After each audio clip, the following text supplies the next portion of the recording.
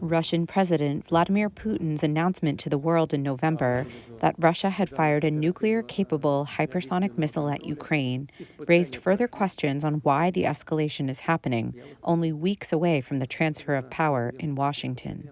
General Sergei Karakayev, chief of Russia's strategic missile forces, emphasized the destructive capabilities of his new missile. Based on the task set and the range of this weapon, it can reach targets across the entirety of Europe.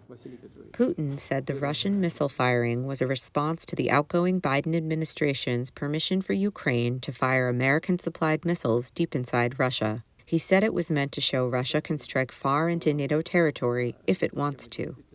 Observers say the missile attacks are part of both Russia and Ukraine's strategy to show strength and arrive at negotiations on the strongest possible footing.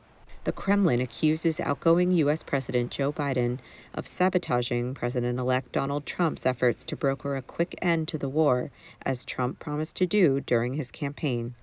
It is an accusation that Russia has made before.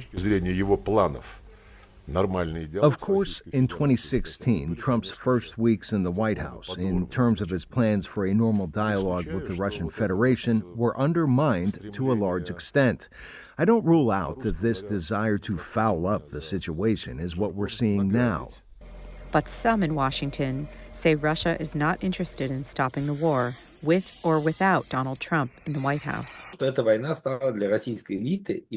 This war has already become the new normal for the Russian elite, who want it to continue because it generates economic growth. And if it stops, what will happen? Where will the people who are now in charge go?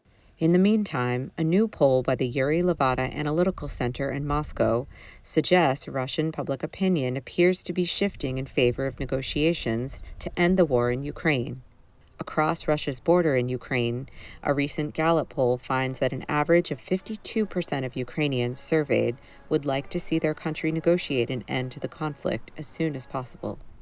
If these opinions hold, the field may be open for Trump to push through his plan and get both sides to negotiate a truce despite the current escalation.